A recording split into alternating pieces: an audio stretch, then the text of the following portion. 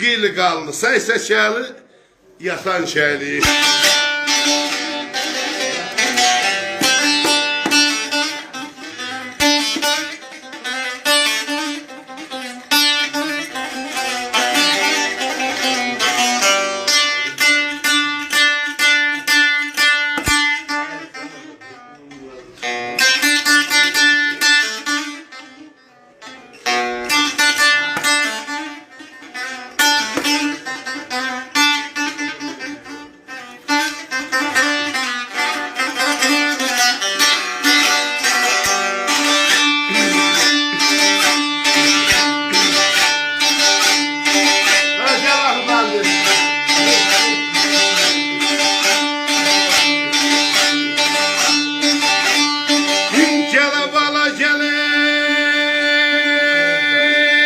Uzaklaştım beresinden,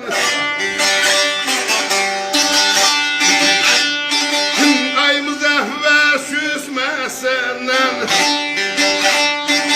ay kalovlu süsmesenden. Leyli leyli leyli leyli leyli.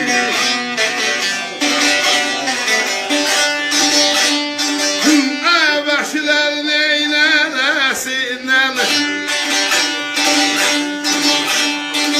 vəşilərin nərəsindən,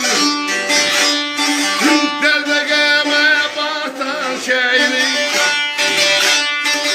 mehribanım dinim alım,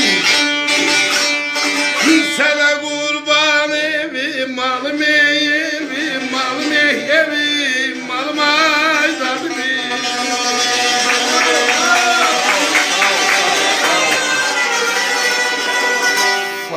Sağ ol səni, yaşa səni, sağ olsun əziz baxan followerlərimiz Ayı Fərhad Məhəmmədli, Məmməd Rəzzaqini və Ağa Səid Əbdullahini və Ustad Aşıq Bəhmən Qurbanzadəni. Sağ olsun var live'ımızda. Hüccəti gətir, yuxarı var hüccəti. Xudavanda heyri hüccəti gətir. Gerək gəlsin görək, ay Xudabəndə bilməm hardadır, indi gələr. Hüccəti gətir, yuxarı var. Aşıq Bəhmənə mənim məxsus salamıyıq. Qulaq asır, bax. Zəlləz ağırmasın, zəhmət çək, zəlləz ağırmasın. Danış alan Aşıq Bəhmən. Aşıq Bəhmən